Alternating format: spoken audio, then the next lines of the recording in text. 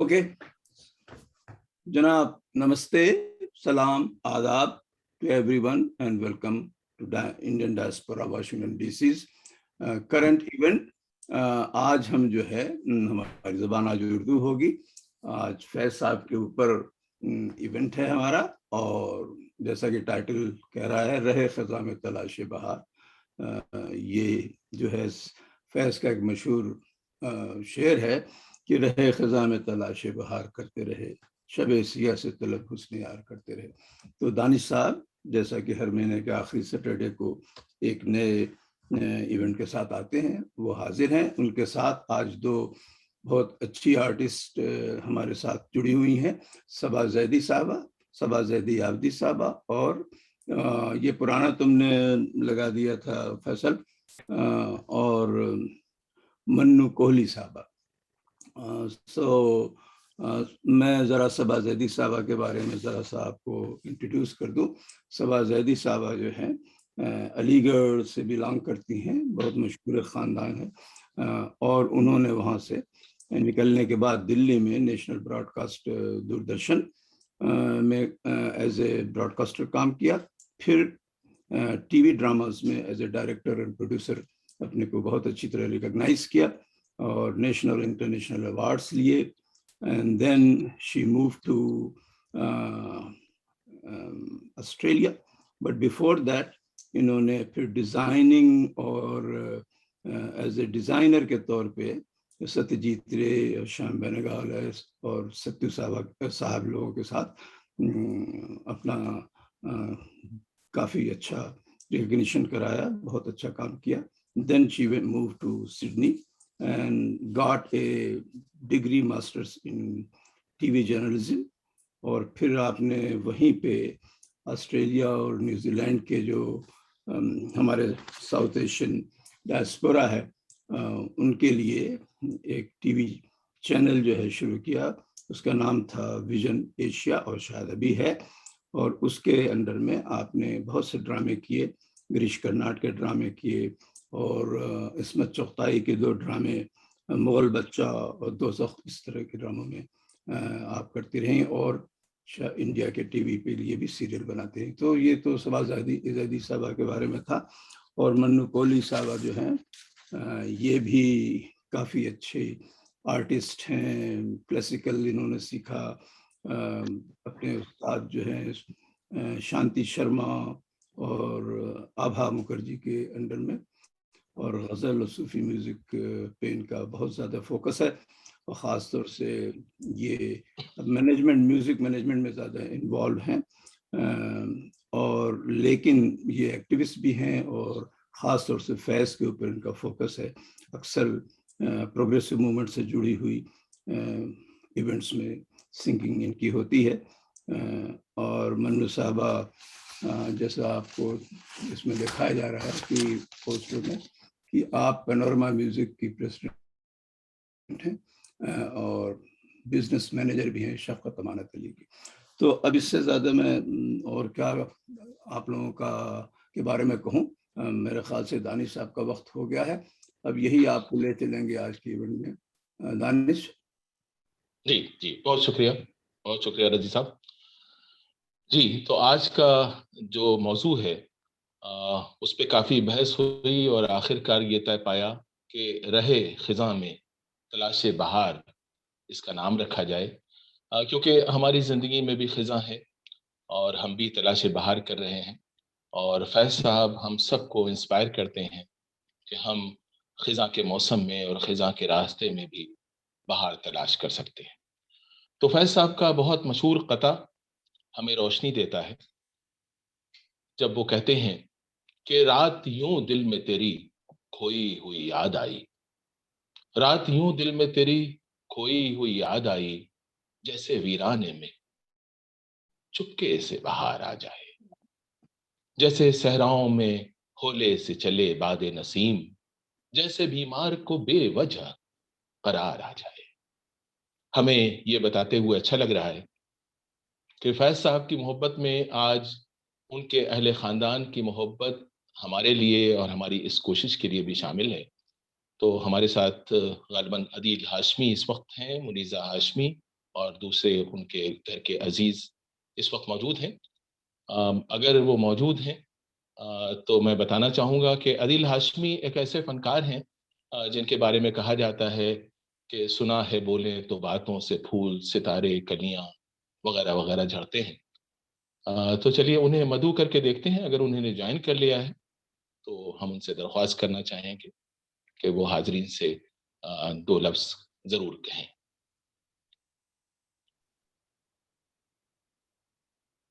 مجھے دکھائی تو نہیں دے رہے نہ جی جی عدیل. جی جی تو جب وہ جوائن کر لیں اور آپ کو دکھائی دیں تو آپ ہمیں بتا دیں گے تو ہم جی جی ان سے ضرور ان سے کنیکٹ کریں گے. اور منیزہ صاحبہ جو ہیں تھوڑی دیر کے لیے انہوں نے کہا تھا کہ وہ شروع میں ہمارے ساتھ ہوں گی اور عدیل تو خیر پورے وقت ہوں گے. تو چلیے ہم بات کر رہے تھے کہ رات یوں پھر دل میں فیض صاحب کی سدا بہار یاد آئی جیسے ویرانے میں چپکے سے بہار آ جائے.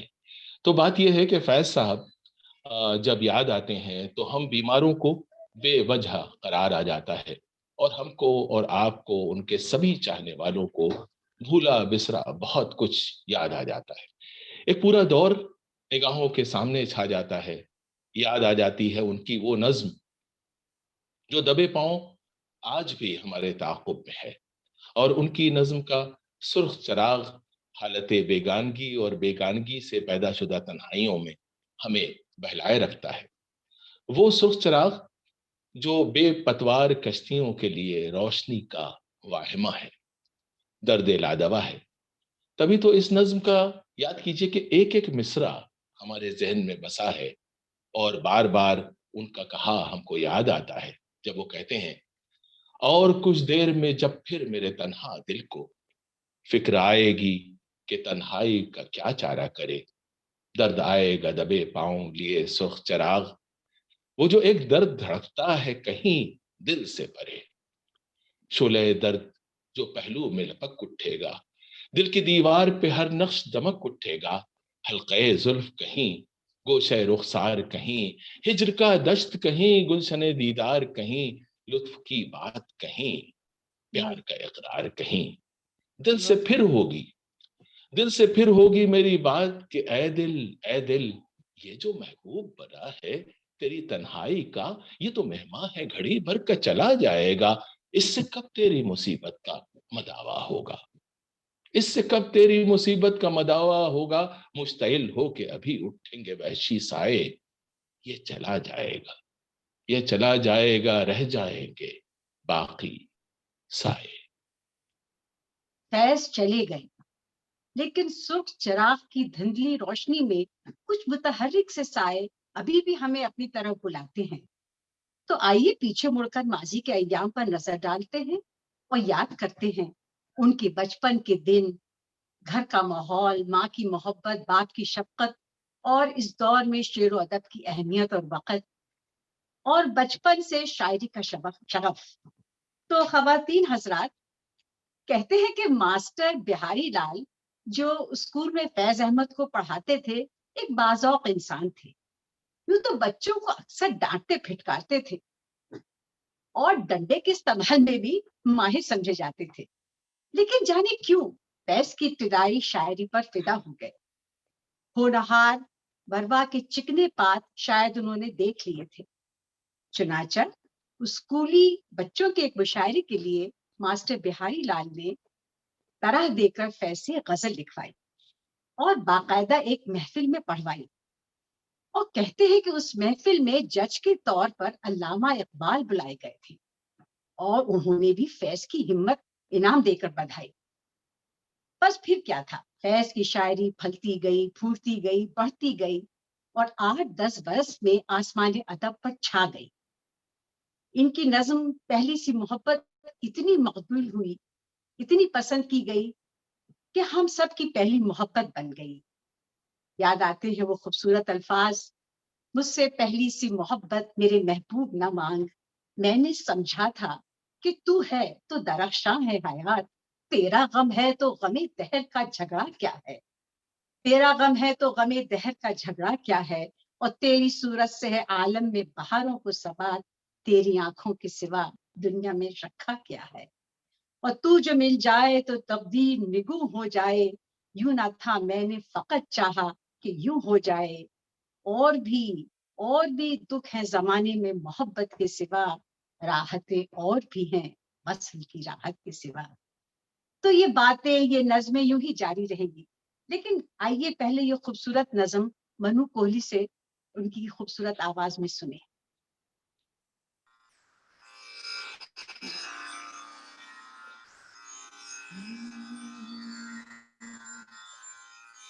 مجھ سے پہلی سی محبت میرے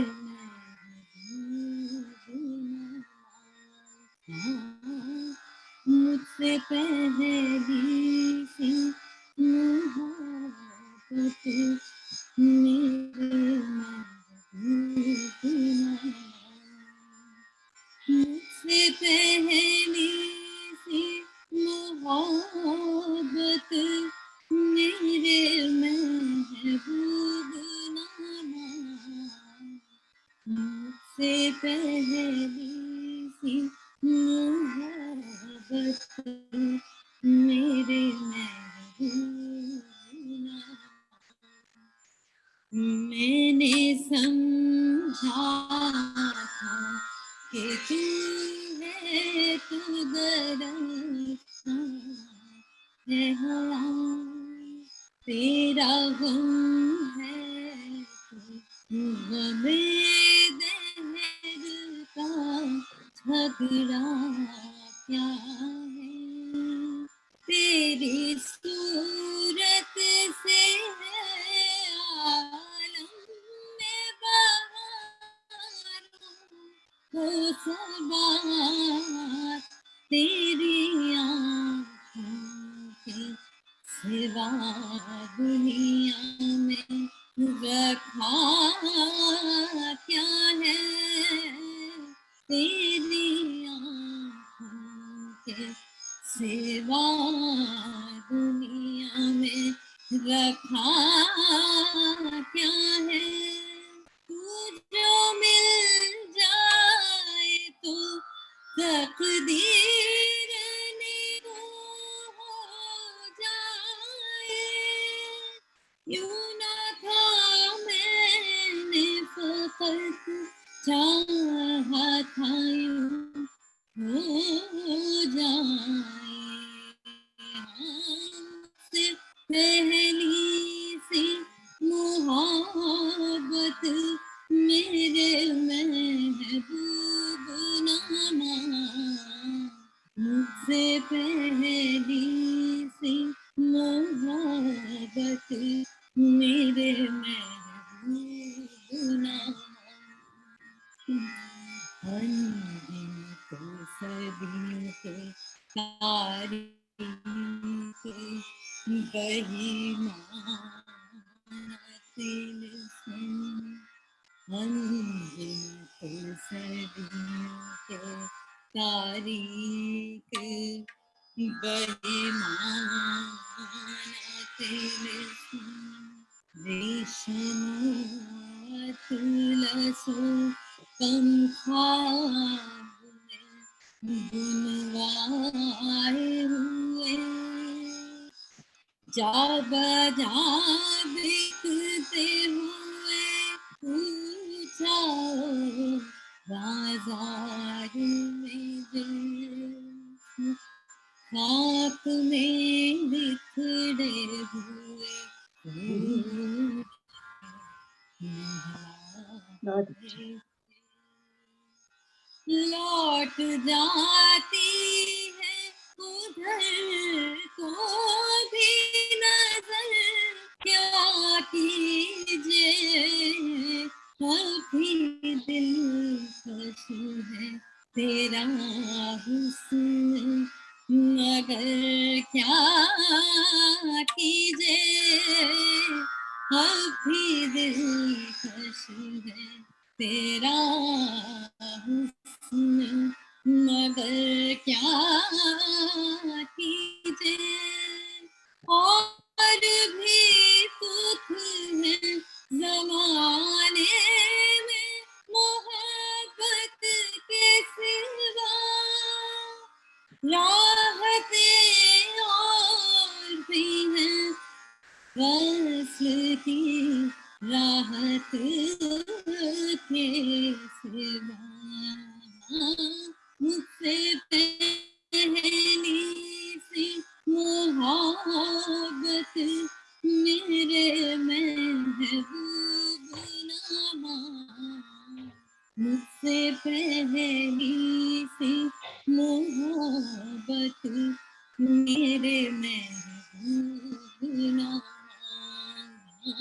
मुझसे पहली सी मोहब्बत मेरे महबूब नामा। जी, बहुत शुक्रिया मन्नू इस खूबसूरत पेशकश के लिए। और मैं देख रहा था कि कुछ लोगों को आपकी आवाज़ बहुत साफ पहुंच रही थी और कुछ लोग चाहते थे कि वो और साफ सुन सकें। और मुझे ये बताते हुए भी बहुत खुशी हो रही है कि इसी दौरान जब हम पहली सी मोहब्बत याद कर रहे थे, तो इसी दौरान मुनीज़ा साहिबा ने ज्वाइन कर लिया है। तो मैं दरख्वास्त करूँगा बहुत अदब और बहुत एहतराम से कि वो हाजरीन से कुछ कहें, कुछ मुखातिब करें। और ये हमारी खुशकिस्मती है कि वो आज हमारे साथ हैं। जी, बहुत शुक्रिया मुनीज़ा साहिबा। जी, आपका माइक्रोफोन बंद है, आप अगर उसे थोड़ा सा ऑन कर लें। बहुत तो शुक्रिया जी जी, आपने मुझे मदऊ किया, और अतुल बगाई साहब का खास तौर पे शुक्रिया कि उन्होंने मुझे इंसिस्ट कर और बुली कर मुझे यहाँ तक लेके आए, वरना मैं उन्हें मालूम है कि मैं जरा पब्लिक में कुछ कम ही आना चाहती हूँ, हालांकि काम मेरा ऐसे ही है। लेकिन बहरहाल आदाब सबको, अस्सलाम वालेकुम लाहौर से। और बहुत शुक्रिया आप लोगों का कि आपने फैज को दोबारा याद किया, हर बार याद किया। और यही फैज ही एक नाम है जो हमें जोड़े रखता है, मुल्कों को जोड़े रखता है, मुख्तलिफ लोगों को जोड़े रखता है। और ये जो सब आपस में फासले हैं, जो कभी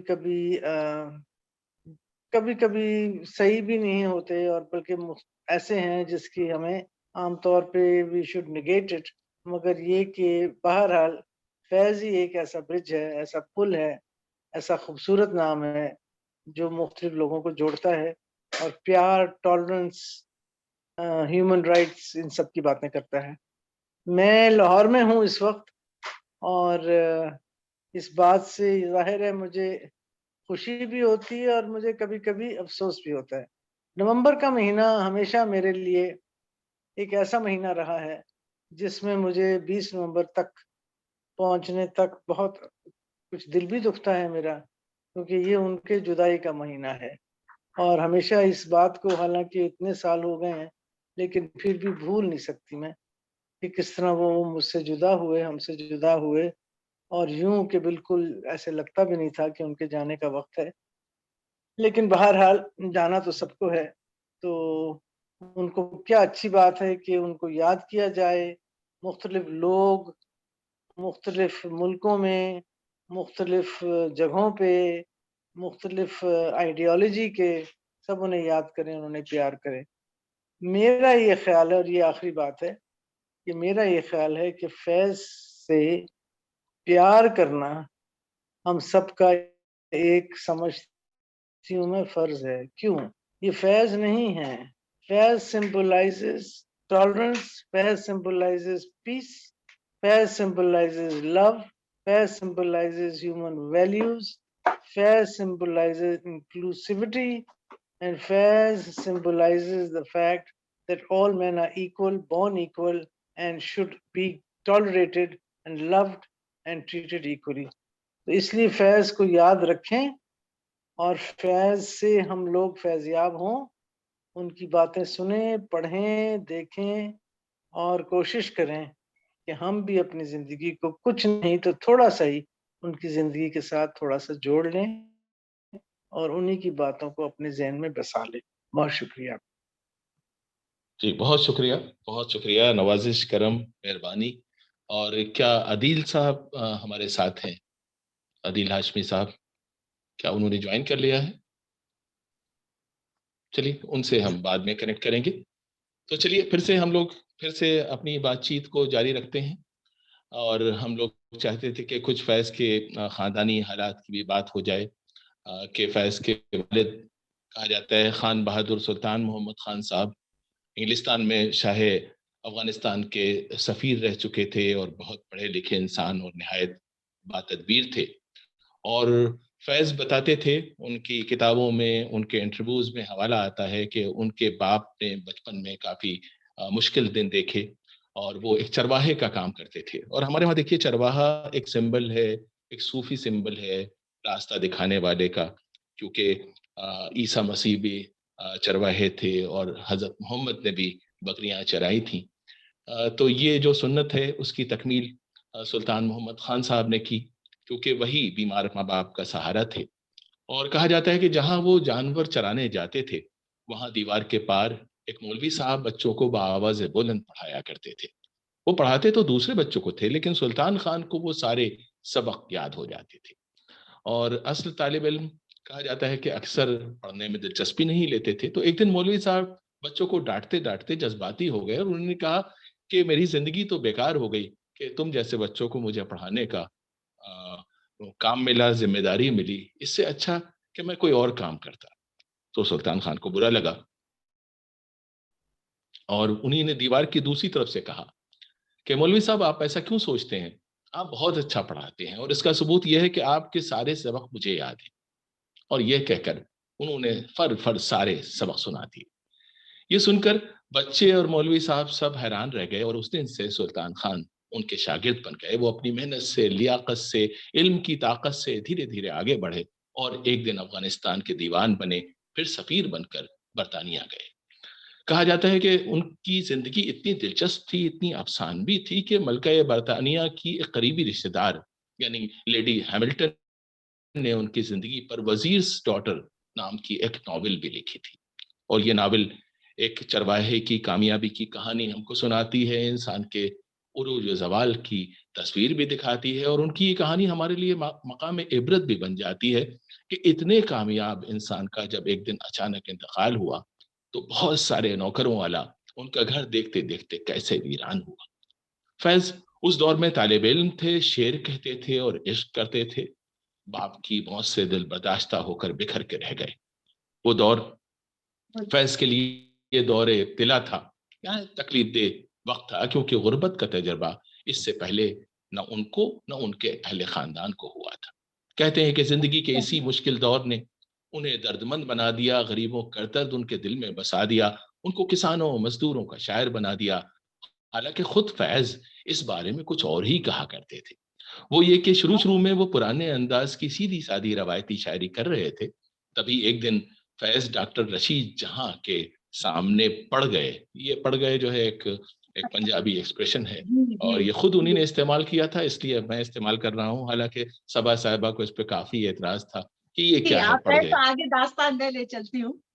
جی تو ضرور. آپ نے جو کہا کہ میں کہتی تھی کہ بھائی تبھی ایک دن فیض صاحب کا ڈاکٹر رشید جہاں جو کہ بہت مشہور کامریڈ تھی، ان کا سامنے ان سے ملاقات ہو گئی.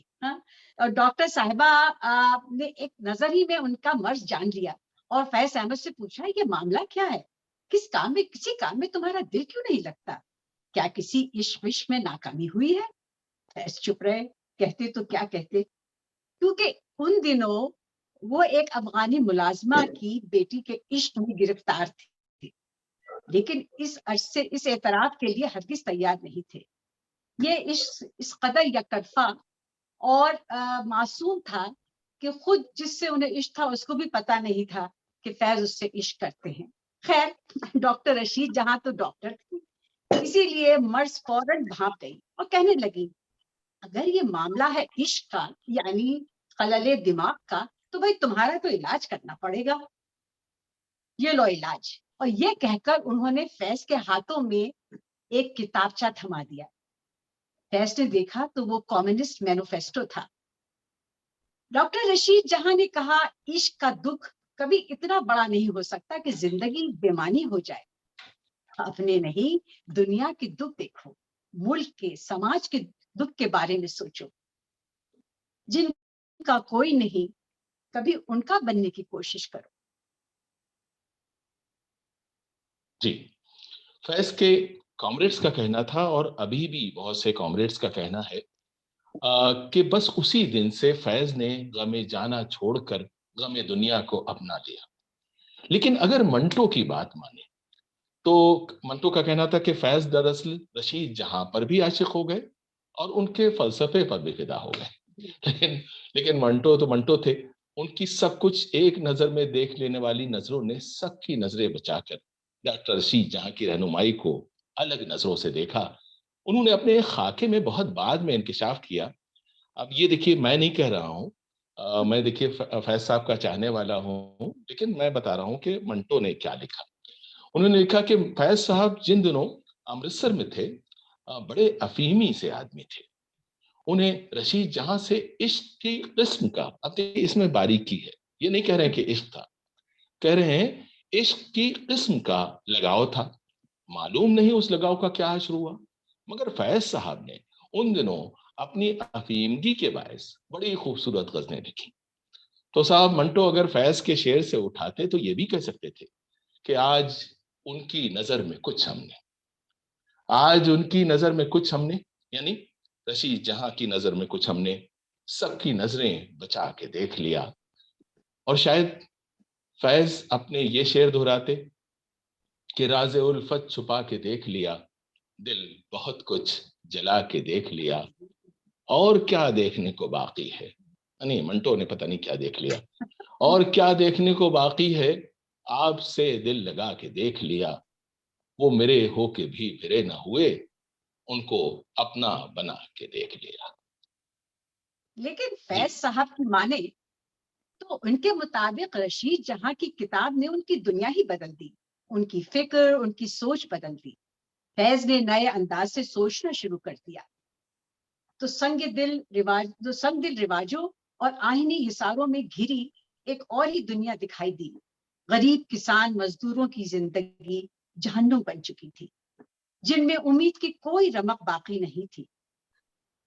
عوام کی اکثریت آزاد ہونے کے لیے جھٹپٹا رہی تھی.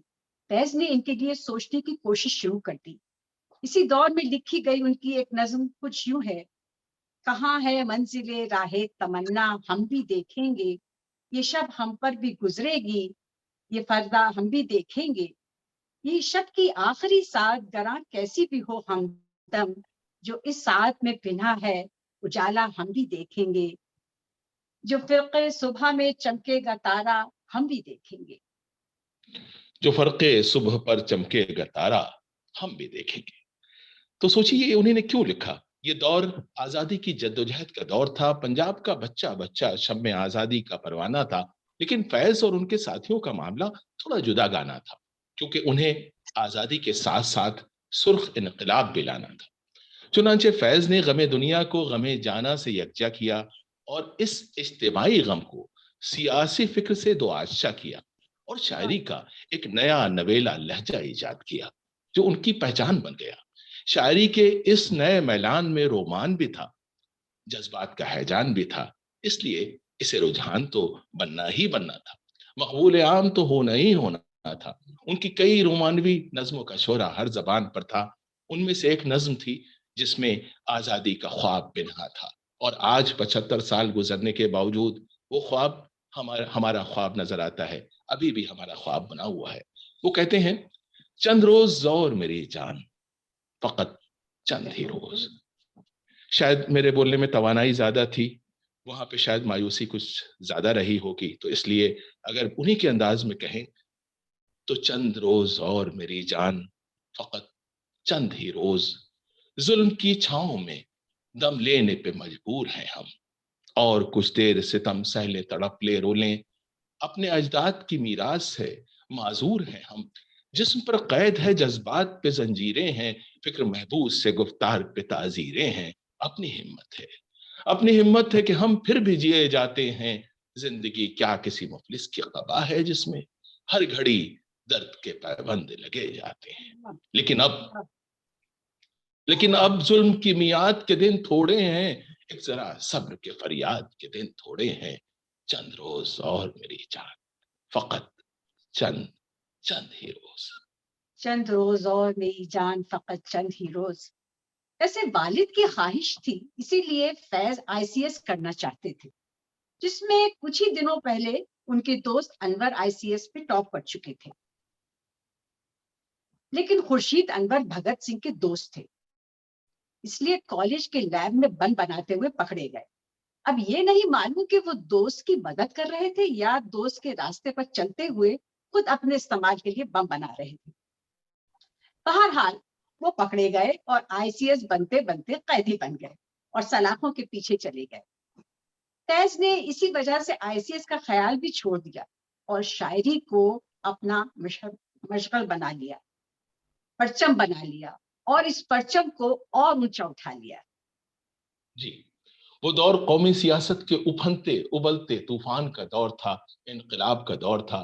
فیض جوان تھے تو یہ عشق کا بھی دور تھا، رومان کا بھی دور تھا۔ وہ جانتے تھے کہ ملک کی سیاسی اذیت کا علاج ہلکے اور شیریں گیت سنا کر نہیں کیا جا سکتا، کیونکہ گیت کو نشتر نہیں بنایا جا سکتا، اسکیلپل نہیں بنایا جا سکتا، کوئی سرجیکل انسٹرومنٹ نہیں بنایا جا سکتا۔ ان کی ایک نظم کا موضوع یہی تھا جس میں انہوں نے محبوب سے کہا تھا، گر مجھے اس کا یقین ہو میری ہمدم میری دوست، گر مجھے اس کا یقین ہو میری ہمدم میری دوست، گر مجھے اس کا یقین ہو کہ تیرے دل کی تھکن، تیری آنکھوں کی اداسی، تیرے سینے کی جلن، میری دل جوئی میرے پیار سے مٹ جائے گی، گر میرا حرف تسلی وہ دبا ہو جس سے جی اٹھے پھر تیرا اجڑا ہوا بے نور دماغ، تیری پیشانی سے دھل جائیں یہ تذلیل کے داغ، تیری بیمار جوانی کو شفا ہو جائے، گر مجھے اس کا یقین ہو میری ہمدم میری دوست۔ روز و شب شام و سحر میں تجھے بہلاتا رہوں، میں تجھے گیت سناتا رہوں، ہلکے شیریں آبشاروں کے، بہاروں کے، چمنزاروں کے گیت، آمد صبح کے مہتاب کے سیاروں کے گیت، یوں ہی گاتا رہوں تیری خاطر، گیت بنتا رہوں بیٹھا رہوں تیری خاطر، پر میرے گیت تیرے دکھ کا مداوا ہی نہیں، نغمہ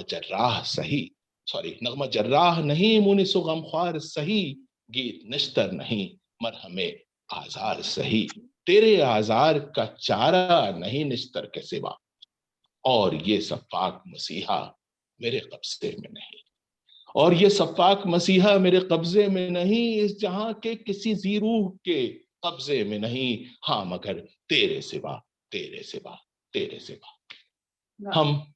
ہم اپنی گفتگو پر پھر سے واپس آئیں گے، لیکن آئیے پہلے منو کوہلی سے درخواست کرتے ہیں ایک ایسی کمپوزیشن کی جو ہم سب کے دل کے بہت قریب ہے، بلکہ شاعری کی زبان میں کہے تو ہمارے غلطاں اور پیچاں دل کے ساتھ یہ کمپوزیشن لرزاں ہے۔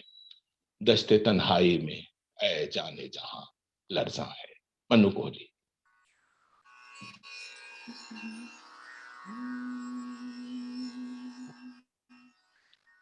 دشت تنہا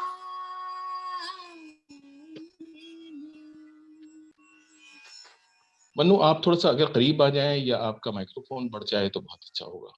جی شاید دشت تنہا اب ٹھیک ہے جی۔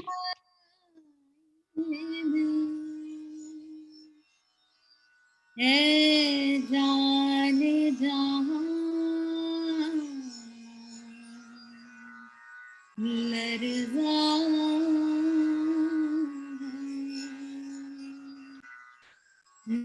تیری آواز کے سائے، تیرے ہونٹوں کے سران، دشت تنہا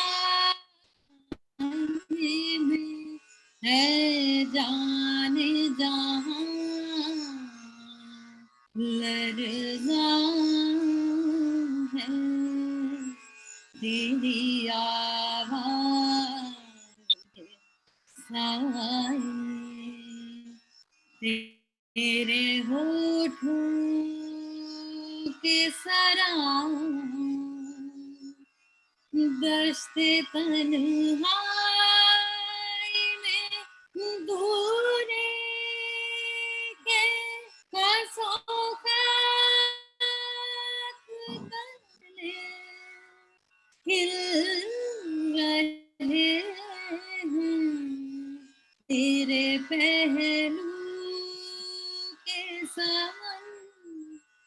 اور غلام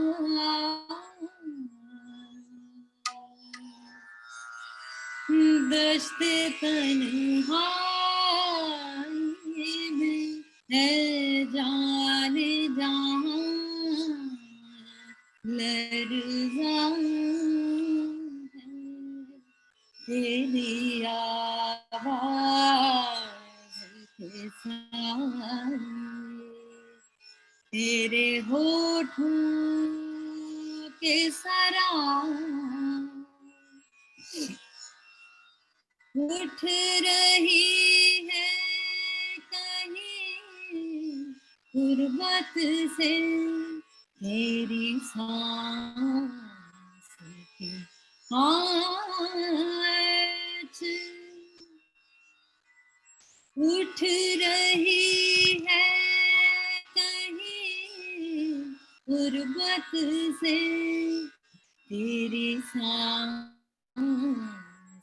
کی آنچ اپنی خوشبو سے میں سلگتی ہوئی مدھم مدھم دور افق پار چمکتی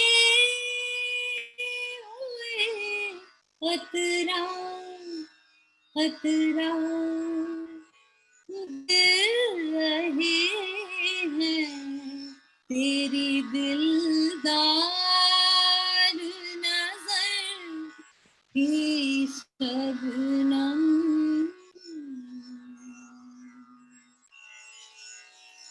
دشت تنہائی میں ہے جان جہاں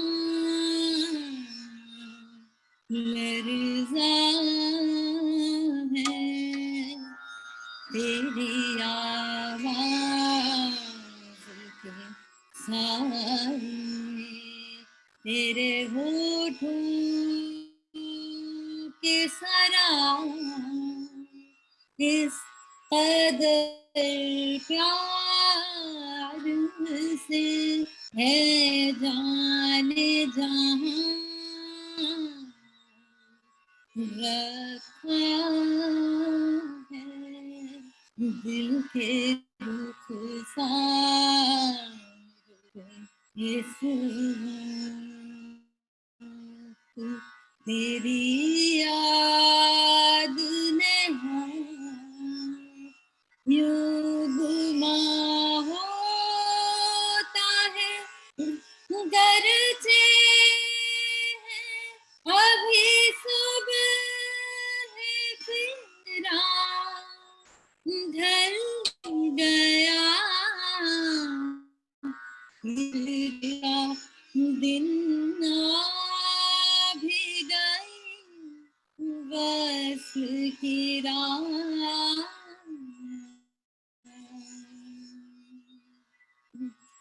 دشت تنہائی میں ہے جان جہاں لرزاں ہے تیری آواز کے سائے تیرے ہوٹھوں کی طرح دشت تنہائی میں دوری کے فسوقات تلے کھل رہے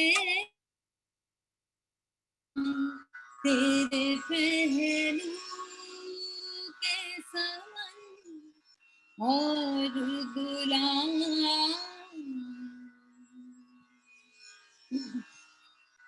دشت تنہائی میں ہے جان جہاں لرزاں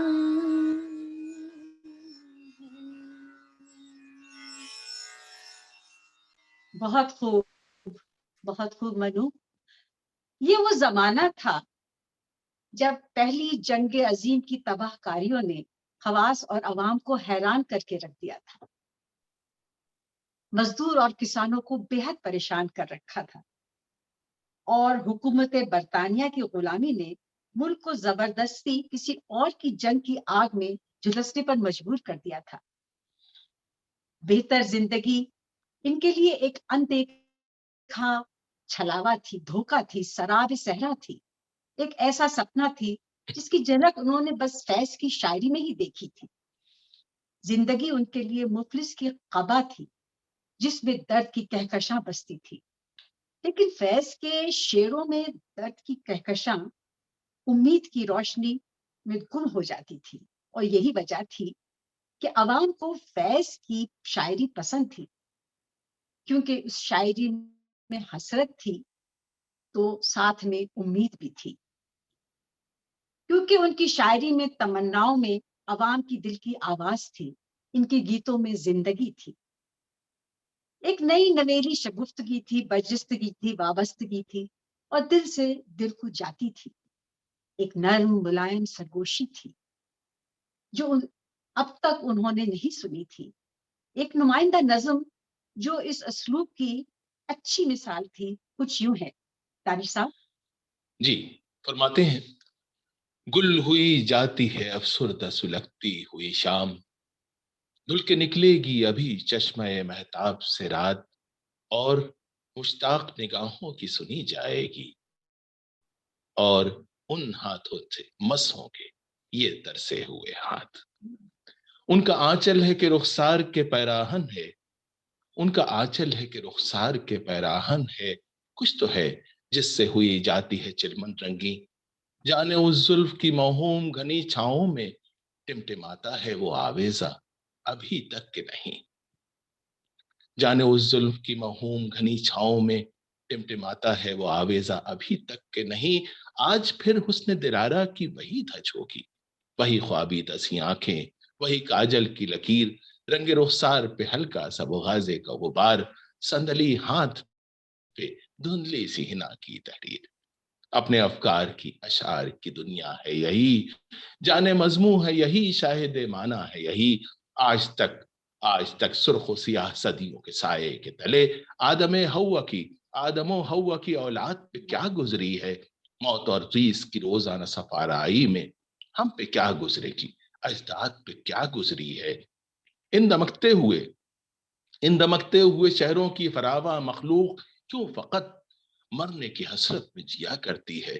یہ حسین کھیت پھٹا پڑتا ہے جوبن جن کا، کس لیے ان میں فقط بھوک اگا کرتی ہے. یہ ہر ایک سمت پر اسرار کڑی دیواریں جل بجھے جن میں ہزاروں کی جوانی کے چراغ. یہ ہر ایک گام پہ ان خوابوں کی مختل گاہیں جن کے پرتف سے چراغاں ہیں ہزاروں کے دماغ. یہ بھی ہیں ایسے کئی اور بھی مضمون ہوں گے، لیکن اس شوق کے آہستہ سے کھلتے ہوئے لب، لیکن اس شوق کے آہستہ سے کھلتے ہوئے ہونٹ، ہائے اس جسم کے کم وقت دلاویز خطوط. آپ ہی کہیے کہیں ایسے بھی افسوں ہوں گے. اپنا موضوع سخن ان کے سوا اور نہیں، تب شاعر کا وطن ان کے سوا اور نہیں. پھر دوسری جنگ عظیم کا دور آیا جب ایک طرف ہٹلر اور مسولینی اور دوسری طرف چرچل اور ان کے حمایتی ایک دوسرے پر نشانہ تانے کھڑے تھے. مظلوم ہندوستانیوں کے دل کسی انجان ڈر سے کانپ جاتے تھے. تبھی اچانک ایک دن جرمنی کے گولے روس پر اور جاپان کے بم بھارت پر گرنے لگے. فیض بے روزگار تھے، نوکری کے بھی طلبگار تھے، لیکن فاشسٹوں اور حملہ آوروں کا مقابلہ کرنے کو بھی بے قرار تھے. تبھی انگریزوں نے اعلان کر دیا کہ جنگ میں اگر ہندوستانیوں نے ساتھ دیا تو جنگ کے بعد ملک کو آزاد کر دیں گے. ادھر حالات بگڑتے جا رہے تھے کیونکہ جاپانی منی پور تک آ پہنچے تھے. فیض پرجوش انسان تھے، سو وہ ملک کی خاطر فوج میں چلے گئے اور دیکھتے دیکھتے کرنل بھی بن گئے. اور جب جنگ ختم ہوئی تو فیض فوج سے صحافت کے میدان میں چلے گئے اور ایک انگریزی اخبار یعنی پاکستان ٹائمز کے ایڈیٹر بن گئے. پھر وہ دن بھی آیا جب آخرکار آزادی کا سورج طلوع ہوا، لیکن یہ سورج تقسیم کا اندھیرا بھی لے کے ساتھ آیا۔ 15 اگست کے دن سیاسی حلقوں میں جشن کا سما تھا۔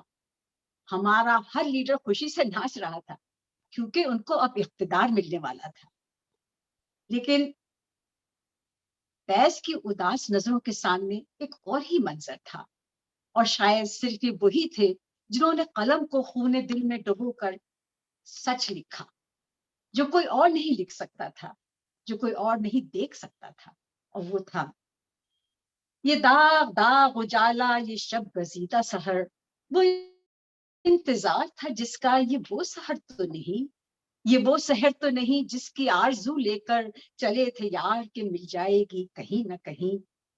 سنا ہے ہو بھی چکا ہے فراق ظلمت و نور، سنا ہے ہو بھی چکا ہے وصال منزل و گام، بدل چکے ہیں بہت اہل درد کے دستور، نشاط و وصل حلال اور عذاب ہجر حرام، جگر کی آگ نظر کی امنگ دل کی جلن، کسی پہ چارے ہجراں کا کچھ اثر ہی نہیں۔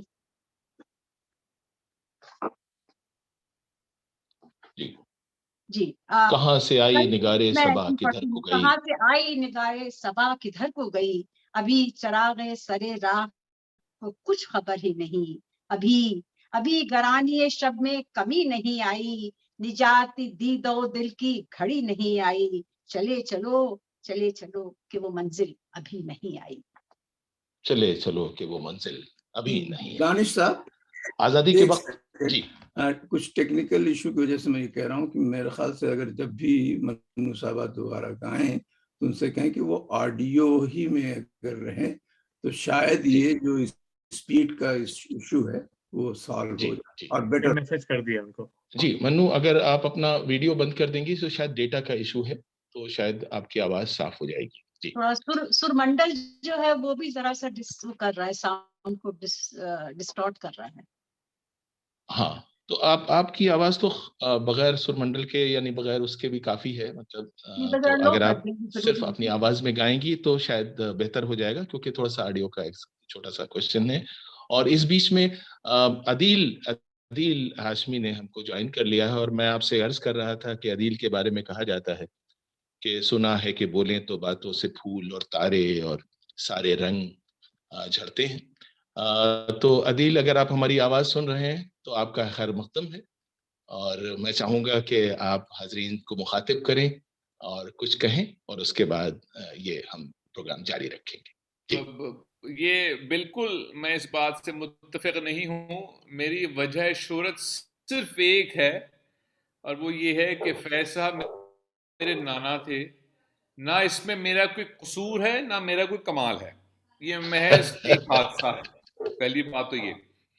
اور وہ اسلامی تاریخ میں ایک بات بہت عام ہے، میرے اوپر فتویٰ مت لگوائیے گا، میں ایسے ملک میں ہوں جہاں پہ علامہ اقبال پر بھی فتوے لگ چکے تھے، تو میں تو کچھ بھی نہیں ہوں۔ اور وہ اسلامی تاریخ میں نانا حضور جب ریفارمر ہوتے ہیں تو جو اس کا وزن ہوتا ہے وہ بیچارے نواسے کے کندھوں پر آ جاتا ہے، تو میرے ناتواں کندھوں پہ نانا حضور کا جو وزن ہے وہ آ گیا۔ میری نہایت خوش قسمتی، اور میں بہت خوش ہوں اور ایک انکساری کے ساتھ کہ میرا خاندان بالخصوص اور بہت سارے ہمارے جو ساتھی ہیں بالعموم اس بات میں پچھلے کو 20 25 30 35 برس سے کوشش کر رہے ہیں کہ ہندوستان پاکستان میں جو ہم نے ایک جغرافیائی لکیر کھینچی ہے وہ اپنی جگہ لیکن زبان میں لکیر نہیں کھینچ سکتی۔ جو زبان آپ بولتے ہیں وہ ہم بولتے ہیں۔ اگر شاہ رخ خان وہاں کا ہیرو ہے تو ہمارا بھی ہیرو ہے، اگر میڈم نور جہاں ہماری فنکار ہے تو آپ کی فنکار ہے، لتا جی کے گانے سن کر اگر آپ بڑے ہوئے تو ہم بھی بڑے ہوئے ہیں۔ ارے بھائی، تو یہ لکیر کیسے کھینچیں گے بقول ہمارے ہیرو جاوید اختر صاحب کے؟ ایسا تو ممکن نہیں ہے کہ اردو زبان کو ہم تقسیم کر دیں اور کہیں کہ بھی الف سے لے کے تو جیم تک آپ لے لیجئے اور چے سے لے کے یہ تک ہم لے لیتے ہیں، یہ تو نہیں ممکن ہو سکتا۔ بہرحال وہ سیاستدانوں کا ایک کھیل ہے جو چلتا آ رہا ہے۔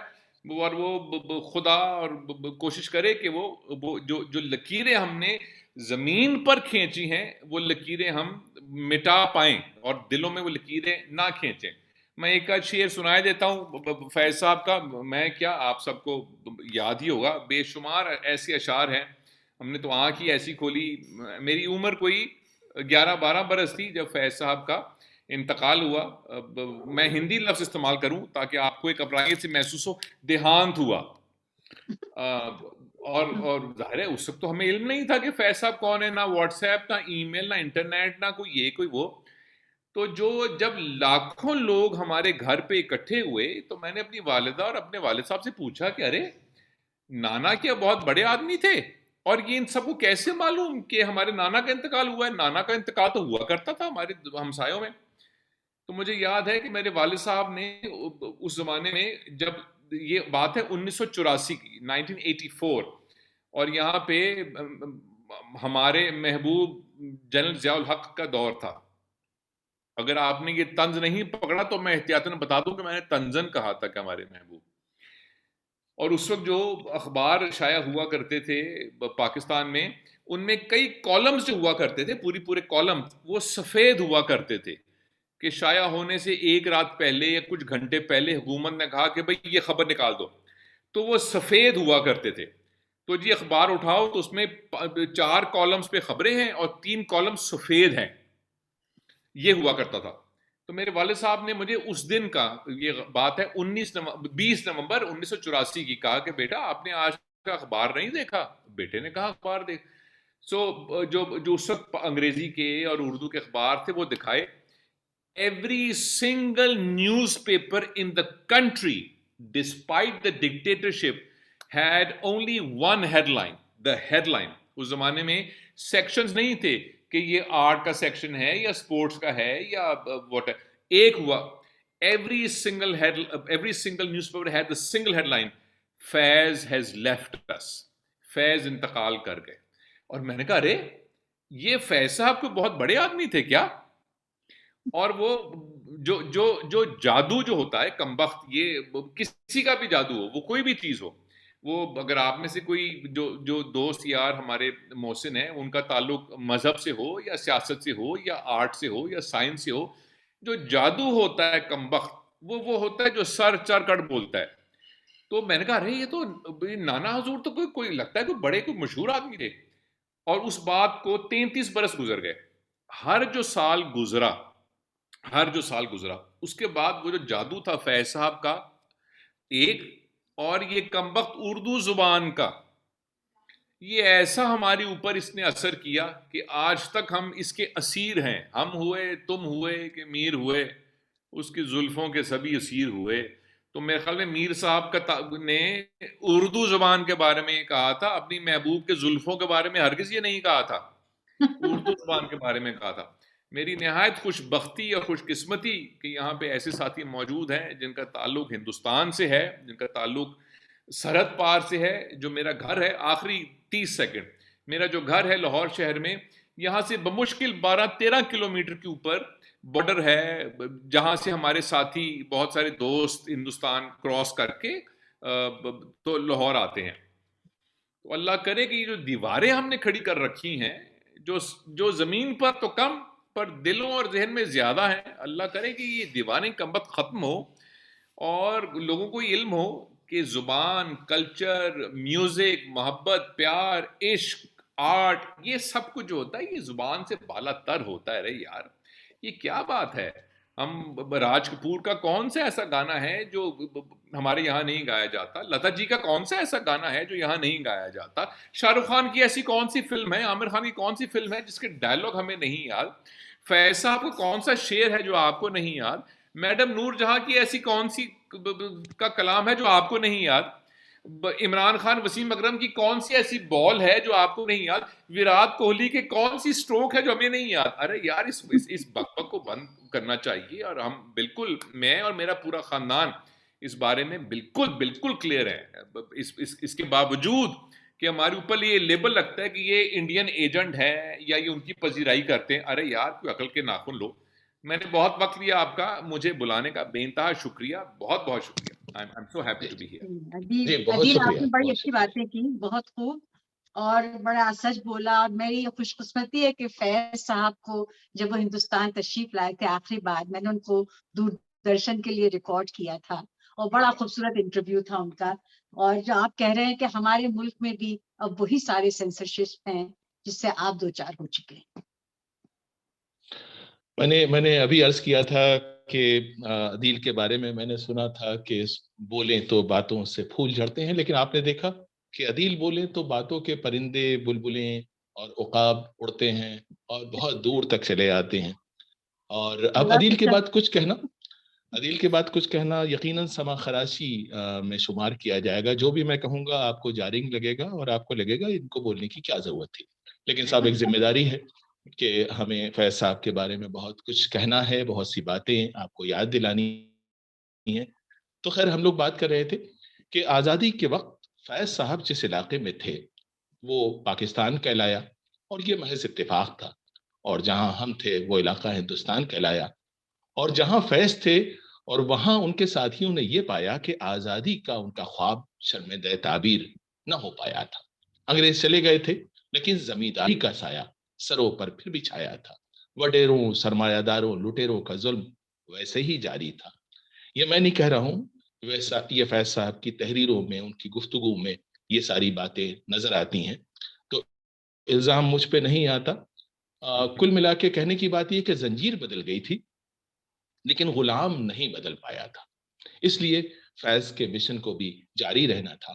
چنانچہ انہوں نے اس کے بعد جو بھی لکھا وہ کچھ اس طرح تھا کہ آج کے نام اور آج کے غم کے نام.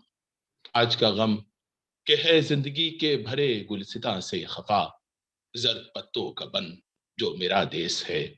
درد کی انجمن جو میرا دیس ہے، کہ لڑکوں کی افسردہ جانوں کے نام، کرم خوردہ دلوں اور زبانوں کے نام، پوسٹ مینوں کے نام، تانگے والوں کے نام، ریل بانوں کے نام، کارخانوں کے بھوکے جیالوں کے نام.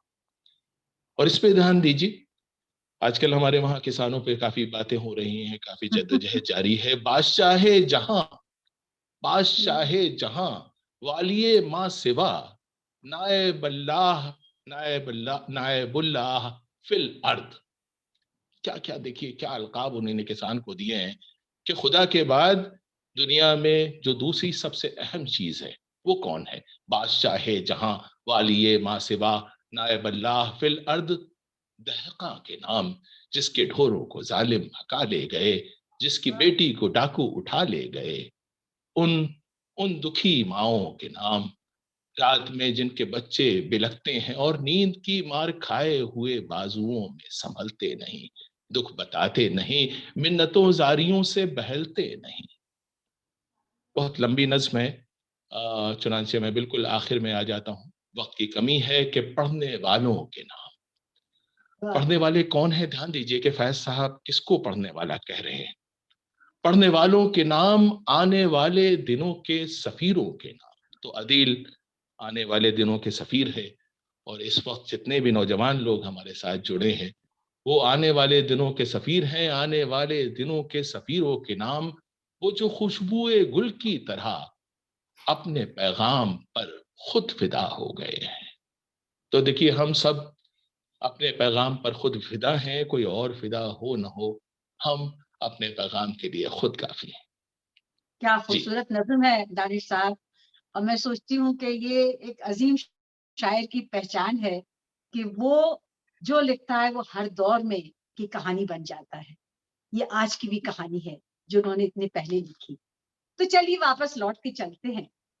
پاکستان بننے کے فوراً بعد فیض نے اپنے ایک اخبار میں سی آئی ڈی کے ایک انگریز ڈی آئی جی کا خط چھاپا تھا جس میں پاکستانی حکومت کو ہلا کے رکھ دیا تھا. اس خط سے ثابت ہوتا تھا کہ ملک میں جو بٹوارا ہوا تھا جس کے نتیجے میں پاکستان بنا تھا وہ مسلم لیگ کی کامیابی کا کارنامہ نہیں، ہرگز نہیں تھا. دراصل یہ انگریزوں کی حکمت عملی کا حصہ تھا. چونکہ نئے ملک کا ہر لیڈر مملکت خداداد، آپ میرا اشارہ سمجھ گئے ہوں گے، کہ وجود کے لیے اپنی پیٹھ کو ٹھوک رہا تھا. اس لیے سبھی لیڈروں کو اس خط کو چھپانے پر بہت برا لگا.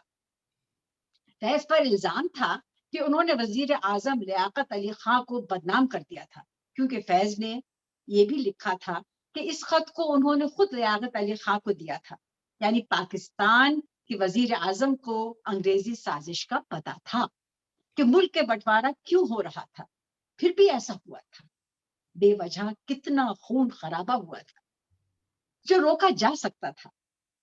یہ تنازع ابھی چل ہی رہا تھا کہ تبھی لیاقت علی خان کا قتل ہو گیا. فیض کا وطن آفات کا شکار ہو چکا تھا. ایک بحران کے بعد دوسرا بحران سامنے آ رہا تھا، اور پھر وہی ہوا جو ہونا تھا. یعنی فیض کو فوجی بغاوت کے الزام میں گرفتار کر لیا گیا اور ایک لمبے عرصے کے لیے جیل بھیج دیا گیا. فیض صحافی تھے، شاعر تھے، وہ کیسے اقتدار پر قبضہ کر سکتے تھے؟ لیکن یہ سب سوال بے معنی تھے، کیونکہ جس کا ثبوت ان کے یہ اشعار میں ملتا ہے وہ بات سارے فسانے میں جس کا ذکر نہ تھا وہ بات ان کو بڑی ناگوار گزری ہے. وہ بات سارے فسانے میں جس کا ذکر نہ تھا وہ بات ان کو بہت ناگوار گزری ہے. اور خیر فیض کو جب گرفتار کر کے پیدل ایک بازار سے لے جایا گیا تو ایک شعری شاہکار بھی وجود میں آیا. آئیے درخواست کرتے ہیں منو سے کہ وہ ایک خوبصورت غزل نظم سنائیں جو کہ فیض نے اس بازار سے گزرتے ہوئے شاید سوچی یا لکھی.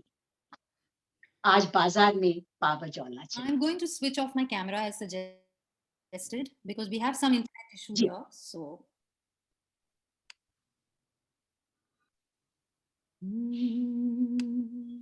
am I audible? جی. آج بازار میں پاوا جولا چلو. آج بازار میں پاوا جولا چلو. آج بازار میں پاوا جولا چلو. چشم نم جانے شوریدہ کافی نہیں. تہمت عشق پوشیدہ کافی نہیں. آج بازار میں پاوا جولا چلو.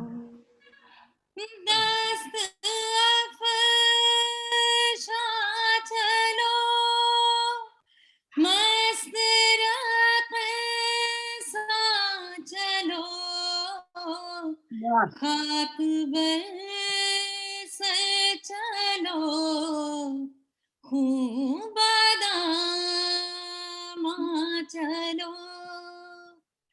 راہ تکتا ہے سب شہر جانا چلو. آج بازار میں پاوا جولا چلو. آج بازار میں پاوا جولا چلو. حاکم شہر بھی مجمع عام بھی تیر الزام بھی سنگ دشنام بھی. صبح ناشاد بھی روز ناکام بھی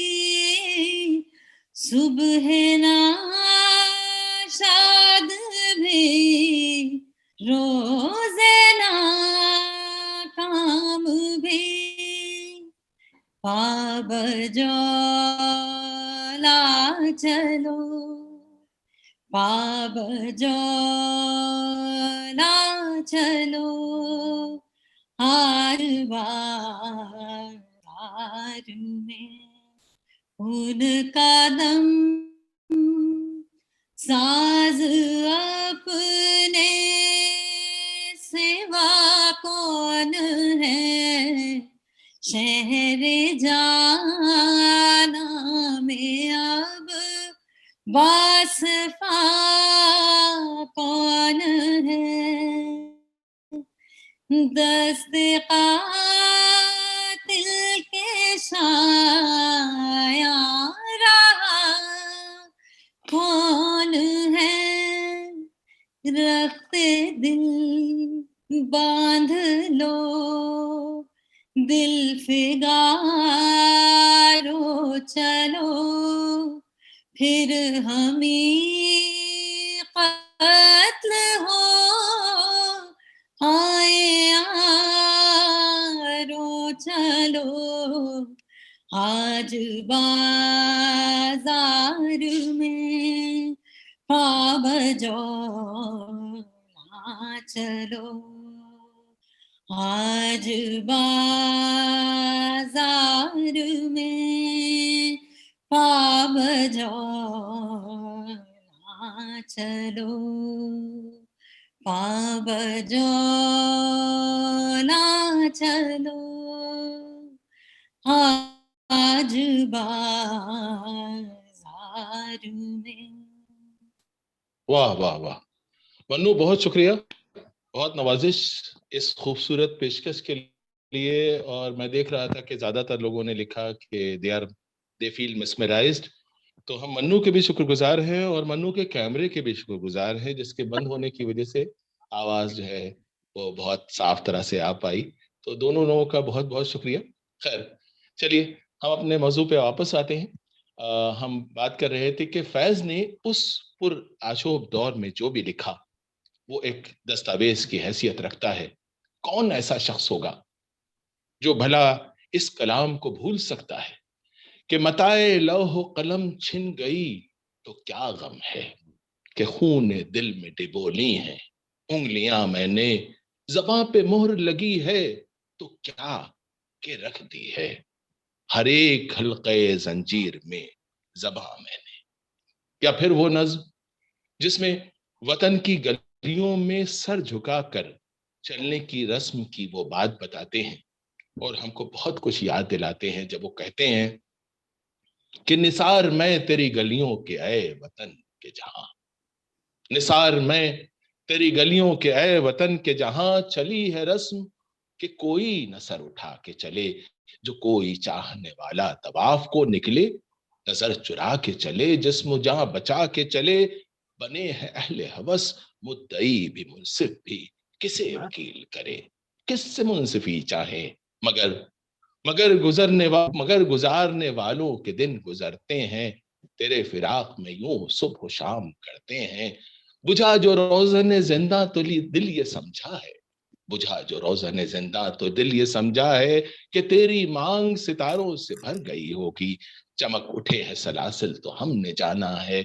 कि अब सहर तेरे रुख पर बिखर गई होगी गरज तस्वुर शामो सहर में जीते हैं गिरफ्ते साये दीवार दर में जीते हैं यूं ही हमेशा उलझती रही है जुल्म से खल्क ना उनकी रस्म नहीं है ना अपनी रीत नहीं यूं ही हमेशा खिलाए हैं हमने आग में फूल। आप देखिए क्या क्या मेटाफर है क्या सिंबल है।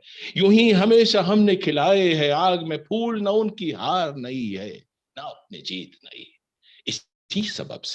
इसी सबब से फलक का गिला नहीं करते तेरे फिराक में हम दिल बुरा नहीं करते गर आज तुझसे जुदा हैं तो कल बहम होंगे ये रात भर की जुदाई तो कोई बात नहीं गर आज औज पे है ताले रकीब तो क्या ये 4 दिन की खुदाई तो कोई बात नहीं ये 4 दिन की खुदाई तो कोई बात नहीं।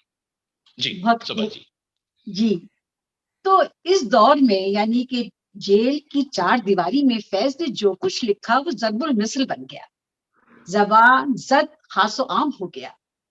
اظہار خیال کا یعنی اپنے حقوق کے لیے آواز اٹھانے کا جو نیوتا انہوں نے عوام کو دیا وہ کوئی کیسے بھلا سکتا ہے.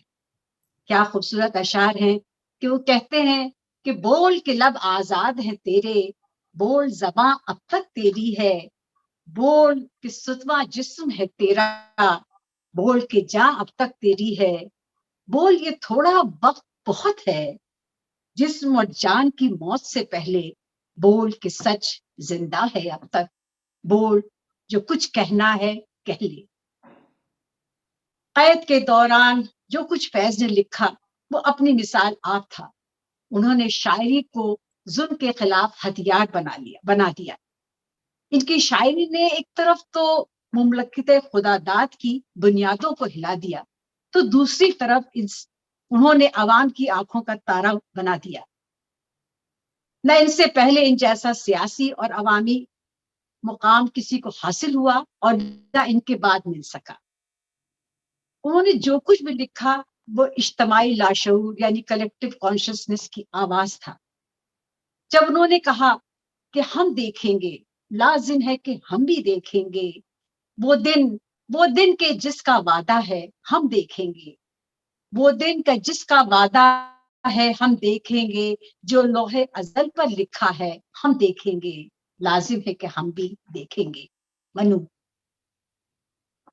Camera going off again. ہم دیکھیں گے، ہم دیکھیں گے، لازم ہے کہ ہم بھی دیکھیں گے، ہم دیکھیں گے. وہ دن کے جس کا وعدہ ہے، جو لوحے ازل میں لکھا ہے ہم دیکھیں گے، لازم ہے کہ ہم بھی دیکھیں گے، ہم دیکھیں گے. جب ظلم و ستم کے کوہ گراں، جب ظلم و ستم کے کوہ گراں روئی کی طرح اڑ جائیں گے، ہم محکوموں کے پاؤں تلے، ہم محکوموں کے پاؤں تلے. جب دھرتی دھڑ دھڑ دھڑکے گی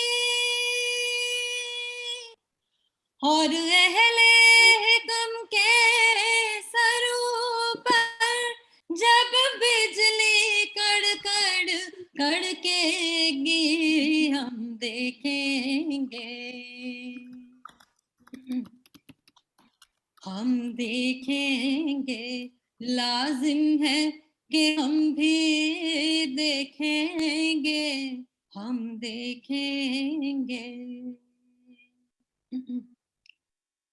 جب جی عرض خدا کے کعبے سے، جب عرض خدا کے کعبے سے سب بت اٹھوائے جائیں گے، ہم اہل صفا مردود حرم مسند پہ بٹھائے جائیں گے، سب تاج اچھالے جائیں گے، سب تاج اچھالے جائیں گے، سب تخت گرائے جائیں گے ہم دیکھیں گے، ہم دیکھیں گے، لازم ہے کہ ہم بھی دیکھیں گے، ہم دیکھیں گے، بس نام رہے گا اللہ کا، بس نام رہے گا اللہ کا، جو غائب بھی ہے حاضر بھی، جو منظر بھی ہے ناظر بھی، بس نام رہے گا اللہ کا، جو غائب بھی ہے حاضر بھی،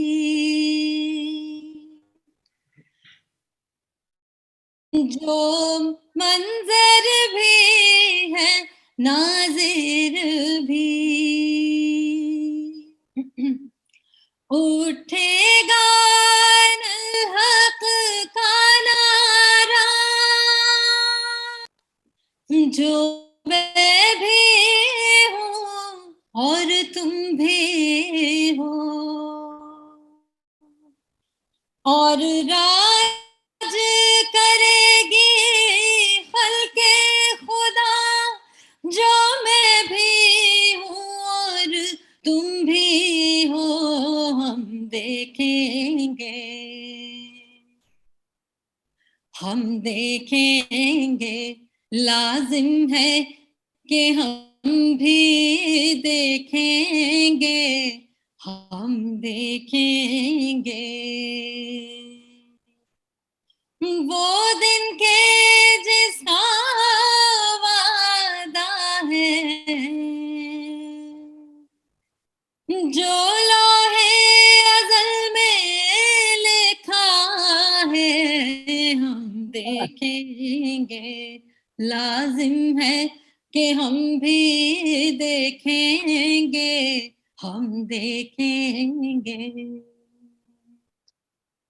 جی بہت شکریہ، مزہ آ گیا منو، بہت ہی خوبصورت آپ کی پیشکش، اور میں دیکھ رہا تھا سارے لوگوں کے کمنٹس کہ بالکل سرور کا عالم ہے، اور ہم اس دور میں واپس چلے گئے ہیں جس دور میں عوام نے پہلی مرتبہ یہ آواز سنی تھی، اور وہی جوش، وہی جذبہ ایک بار پھر ہم کو محسوس ہوا، اور چونکہ میں ہندوستان سے یہ بات کہہ رہا ہوں تو کیوں نہ پاکستان سے یہ بات سنی جائے، تو چلیے ایک بار پھر سے عدیل کی عدالت میں چلتے ہیں، جو یقیناً اس نظم کے ساتھ کچھ انصاف کرنا چاہیں۔ جی عدیل، میری آواز سن رہے ہیں؟ جی دانش، بالکل، ایک تو عدالت میری ہرگز نہیں ہے، اور فیض صاحب کا مصرع ہے کہ بنے ہیں اہل ہوس مدعی بھی منصف بھی، اسی لیے تو آپ سے امید کر رہے ہیں۔ منو جی، ایک تو آپ کا بے انتہا شکریہ، اور خوش رہیں، آباد رہیں کہ آپ نے پہلے آج بازار میں سنائی، اور پھر ہم دیکھیں گے جو آج بازار میں پاپ جولن نظم ہے وہ ہمارے گھر میں کمپوز ہوئی تھی، تو مجھے وہ یاد ہے، میں بہت چھوٹا سا تھا تب سے ہم سنتے آ رہے ہیں، لیکن میں نے دو تین دلچسپ باتیں جو شاید سننے والوں کو معلوم نہ ہوں، ہم دیکھیں گے جو فیض صاحب کی نظم اس کے بارے میں۔ وہ پہلے تو یہ کہ فیض صاحب نے لکھی تھی 1977 میں، 1977 میں، اور فیض صاحب ایک صوفی آدمی تھے، ایک ملنگ آدمی تھے، انہوں نے کاغذ پر لکھی اور انہوں نے اپنے ایک دوست کو دی، وہ پاکستان سے باہر تھے، کہ بھائی یہ جو پاکستان جاؤ گے نا تو یہ اس کی کوئی کاپیاں واپیاں کرا کے ذرا بانٹ دینا، تو فیض صاحب نے ان کے حوالے کر دی، وہ بھی ایک سرخے تھے، لیفٹسٹ تھے، وہ بڑی احتیاط سے وہ لے کر آئے، اس کی انہوں نے کاپیاں کی اور بانٹ دی، اور بہرحال وہ مقبول ہو گئی بعد میں۔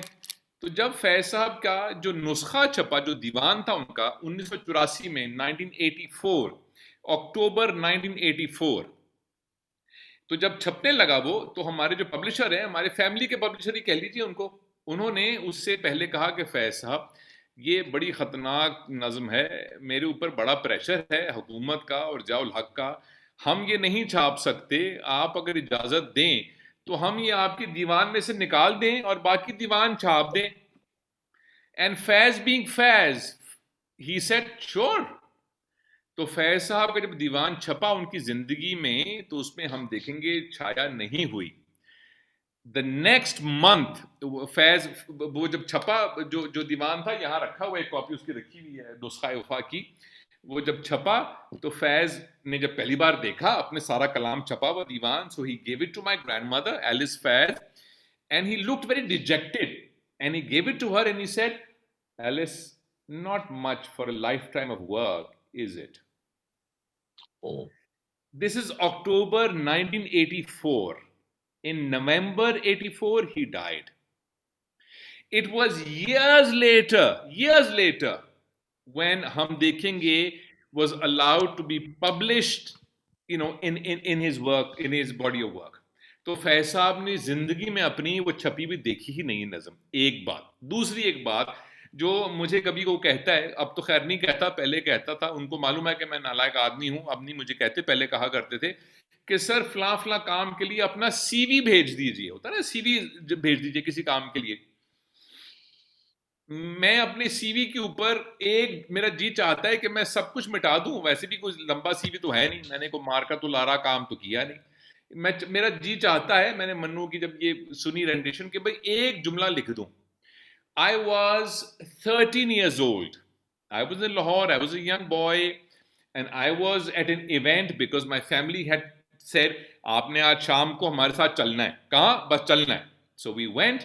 یہ دور ہے ہمارے, میرے تو محبوب ہیں, آپ کو پتہ نہیں, ضیاء الحق کا, جس کا مطلب یہ ہے کہ all sorts of artistic, progressive activities including music, art, dance, painting, poetry, everything was banned and shunned. You could end up in jail. تو میرا جو خاندان والے ہیں وہ بھی چونکہ ان میں فیض صاحب کی رگ آئی ہے, میری والدہ, میری خالہ, میرے تایا, میرے ابا میں, تو ہم نے خفیہ طور پر ایک ہال میں لاہور شہر کے ایک ایونٹ آرگنائز کیا موسیقی کا, جس میں اقبال بانو نے پہلی بار گانا گانا تھا. تو میری اماں اور خالہ نے کہا کہ میڈم دیکھ لیجئے گا, دیکھ لیجیے آپ نے فیض صاحب کا کلام گانا ہے, فیض صاحب کی سالگرہ تھی, تو یہ نہ ہو کہ اس کے بعد ہم تو جیل جائیں گے ہی جائیں گے, وہ تو طے ہے, آپ بھی جیل جائیں. اقبال بانو she said, ایسی کی تیسی چلو گاتے ہیں. It was the first time that she sang this poem and made it immortal, where she sang ہم دیکھیں گے. And I was the one where my mother said, جاؤ اسٹیج کے اوپر اور اقبال بانو کو گلدستہ پیش کرو پھولوں کا. So I was the one who went on to the stage, اور میں نے کہا میری اماں نے کیا میرے ذمے کام لگا دیے, یہ کیا مصیبت ہے, مجھے جانا پڑ رہا ہے. 30 years later I want that on my CV, where I was the one who presented Iqbal Bano with a bouquet of flowers when for the first time she sang hum dekhenge. She sang hum dekhenge. Wow. آخری ایک بات, اور وہ یہ ہے کہ مجھے ایسے کبھی کبھی لگتا ہے کہ ہندوستان کا, پاکستان, بنگلہ دیش اور دنیا میں اتنے سارے اور دیش ہیں جہاں پہ بے شمار ایسے محنت کش لوگ ہیں جو کسی وجہ سے, سیاست کی وجہ سے یا کیپٹلزم کی وجہ سے یا جو بھی ہے, وہ پسے ہوئے ہیں. مجھے لگتا ہے کہ ہر ملک کا اپنا ایک قومی ترانہ ہوتا ہے, لیکن ایک قومی ترانہ اور بھی ہوتا ہے جو مزدوروں کا, ریل بانوں کا, محنت کشوں کا, اچھے لوگوں کا ایک قومی ترانہ ہوتا ہے. مجھے لگتا ہے کہ یہ جو نظم ہے فیض صاحب کی, یہ ہر اچھے انسان کا, ہر محنت کش کا, ہر مڈل کلاس کا قومی ترانہ ہے دنیا بھر میں. منو جی آپ کا بے انتہا شکریہ کہ آپ نے دوبارہ ہمیں وہ یاد کرایا. مجھے یقین ہے کہ اس سیشن کے بعد میرے خلاف وارنٹ نکل آئیں گے پاکستان میں, پر مجھے اس کی کوئی زیادہ فکر اب ہے نہیں. جی بہت شکریہ عادل, اتنی خوبصورت باتوں کا, اتنی کہانیوں کو ساجھا کرنے کا جو آپ نے اس کمپوزیشن سے متعلق, نظم سے متعلق. میرے پاس بھی نسخہ وفا ہے اور میں اکثر یہ سوچتا تھا کہ اس کے اندر یہ کیوں نہیں ہے, تو آج یہ بات معلوم ہوئی. میں صرف آپ کی ایک بات کا جواب دینا چاہوں گا, آپ کی اور آپ مملکت خداداد کی اجازت سے, کہ آپ نے کہا کہ جنرل صاحب آپ کے محبوب تھے. تو سب ہمارے محبوب تو نہیں ہو سکتے, لیکن ہمارے وہاں ایک تہوار منایا جاتا ہے ان کی یاد میں, اسے ناگ پنچمی کہتے ہیں. वाह नागों की कमी नहीं है। नहीं नहीं, मतलब अब हमारा एक अलग अंदाज है भाई, मतलब हम लोग तो पूरा फेस्टिवल मनाते हैं, आप इश्क करते हैं तो करते रहिए, हम तो फेस्टिवल वाले लोग हैं जी।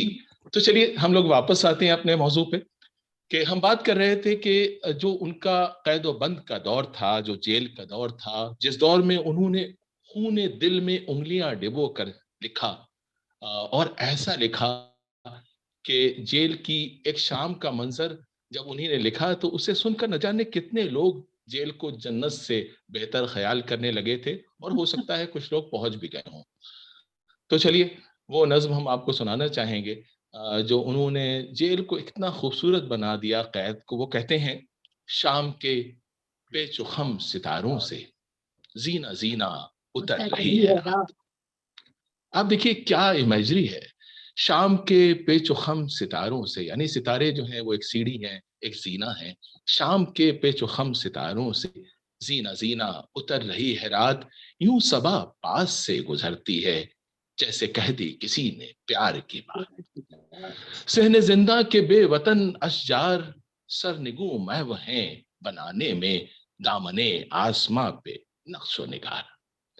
शाने बाम पर दमकता है, शाने बाम पर दमकता है मेहरबान सन्नी का दस्त जमील, खाक में घुल गई है आब नुजूम, नूर में घुल गया है अर्श का नील, सब्ज गोशों में नील गूंस आए।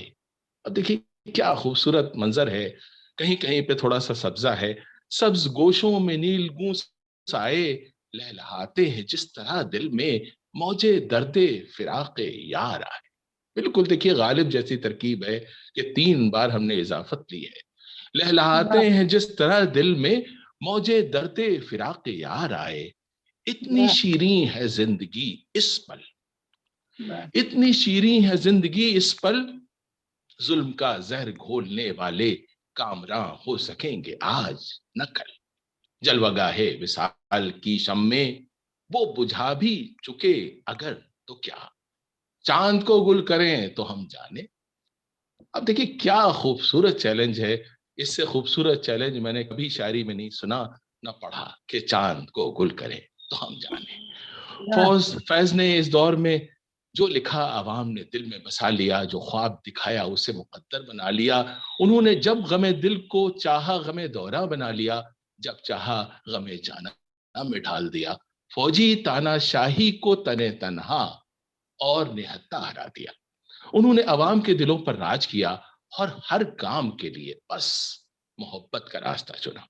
ये रास्ता वतन से मोहब्बत का था, वतन के लोगों से मोहब्बत का था, वतन के जर्रे जर्रे से मोहब्बत का था। उनकी नज्म दो इश्क, वतन से मोहब्बत और महबूब की मोहब्बत, दोनों की कहानी कहती है।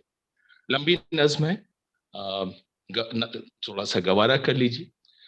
ताजा है अभी याद में है साक़ी गुलफाम, वो अक्सर रुखे यार से लहके हुए अय्याम, वो फूल सी खिलती हुई दीदार की साथ, वो दिल सा धड़कता हुआ उम्मीद का हंगाम। उम्मीद उम्मीद के लो जागा गम में दिल का नसीबा, लो शौक की तरसी हुई शब हो गई आखिर, लो डूब गए दर्द के बेख्वाब सितारे, अब चमकेगा हसरत भरी आंखों का मुकद्दर। इस बाम से निकलेगा तेरे हुस्न का खुर्शीद, इस कुंज से फूटेगी किरण रंग हिना की, इस दर से बहेगा तेरी रफ्तार का सीमाब, इस राह पे फूटेगी शफक रंग कबा की। और फिर देखे हैं वो हिज्र के तपते हुए दिन रात, जब फिक्र दिलो जा में फुहा भूल गई है, हर शब वो स्याह बोझ के दिल बैठ गया है, हर सुबह की लो तीर सी सीने में लगी है। तन्हाई में क्या क्या न तुझे याद किया है, क्या क्या न दिले जार ने ढूंढी है पनाहे, आंखों से लगाया है कभी दस्ते सबा को, डाली है कभी गर्दने महताब में पाए। तड़पा है इसी तौर से, हाँ तड़पा है इसी तौर से दिल उसकी लगन में, ढूंढी है यूं ही शौक ने आसाइश मंजिल, रुखसार के खम में कभी काकुल की शिकन में। इस जाने जहां को भी यूं ही कल्बो नजर ने हंस हंस के सदा दी, कभी रो रो के पुकारा, पूरे किए सब हरफे तमन्ना के तकाजे, हर दर्द को उजियारा, हर एक गम को सवारा, वापस नहीं फेरा कोई फरमान जुनों का, تنہا نہیں لوٹی کبھی آواز جرس کی، خیریت دل راحت جاں صحت داما سب بھول گئیں مصلحت اہل اس کی. اس راہ میں جو سب پہ گزرتی ہے وہ گزری، تنہا پس زندہ کبھی رسوا سرے بازار. گرجے ہیں بہت شیخ سرے گوشے ممبر، کڑکے ہیں بہت اہل حکم بر سرے دربار. اور آخر میں وہ کہتے ہیں چھوڑا نہیں غیروں نے کوئی نابک کے دشنام، چھوٹی نہیں اپنوں سے کوئی طرز ملامت. اس عشق نہ اس عشق پہ نادم ہے مگر دل، ہر داغ ہے اس دل میں بجز داغ ندامت. ہر واہ، داغ ہے اس دل میں بجز داغ ندامت. تو پھر آخر کار وہ دن بھی آیا کہ جب قید کی تاریخ دور ختم ہوا، عوام کے پسندیدہ شاعر جیل سے باہر آیا، تو پورے ملک نے اپنے ہر دل عزیز شاعر کو سر پر بٹھایا. لیکن افسوس، فیض کے وطن میں وہ انتظار تھا جس کا وہ انقلاب نہ آ پایا. ان گنت صدیوں کے تاریخ طلسموں میں جکڑا بد نصیب سماج فوجی حکمرانوں کے جوتوں کے نیچے اور کچلتا چلا گیا. ہاں، نجی زندگی میں بہت کچھ ہوا، بہت کچھ ملا. عالمی سطح پر نام اور مقام ملا. ہجرت اور جلا وطنی کا بھی دکھ سہا. جو ملک میں نہیں ملا وہ دوسرے ملکوں میں ملا. اور دوران ہجرت ساتر، پابلو نرودا، شولوخوف اور بورس پالیول جیسے شاعروں سے مصنفوں کا ساتھ بھی ملا. اسی دور میں فیض کا ملک ایک بار پھر تقسیم ہوا. تقسیم در تقسیم کی ستم میں جہاں بالکل جان لیوا ہو گیا. فیض نئے ملک یعنی بنگلہ دیش میں گئے تو وہاں خود کو اجنبی پایا. اپنے ملک میں لوٹ کے آئے تو وہاں بھی خود کو اجنبی پایا. اس نئے تجربے نے ایک ایسے دور سے دوچار کیا جس کا اظہار کئی دلدوز نظموں میں ہوا. میرا درد نغمہ بے صدا، میری ذات ذرہ بے نشاں. میرے درد کو جو زباں ملے، مجھے اپنا نام و نشاں ملے. مجھے راز نظم جہاں ملے، جو مجھے یہ راز نہاں ملے. میری خاموشی کو بیاں ملے، مجھے کائنات کی سروری. مجھے دولت دو جہاں ملے. اور اسی دور نے ایک اور یادگار نظم کو ایک ایسا شدید احساس بخشا کہ اسے آج بھی سنے تو ایک بدقسمت انسانی سانحے کا ایک خونی منظر بلا واسطہ طور پہ ذہن اور دل کو تڑپا جاتا ہے. منو، میں آپ سے پھر درخواست کروں گی کہ وہ نظم پڑھیں کہ ہم کے ٹھہرے اجنبی کتنی مداراتوں کے بعد، جو انہوں نے بنگلہ دیش بننے کے بعد لکھی. منو، کیا آپ میری آواز سن رہی ہیں؟ جی میری آواز آ رہی ہے؟ جی بالکل. تو ارشاد، کاش آپ کا چہرہ دیکھ سکتے، لیکن خیر آواز زیادہ ضروری ہے. اس وقت جی. ہم کے ٹھہرے اجنبی اتنی مداراتوں کے بعد، ہم کے ٹھہرے اجنبی اتنی مداراتوں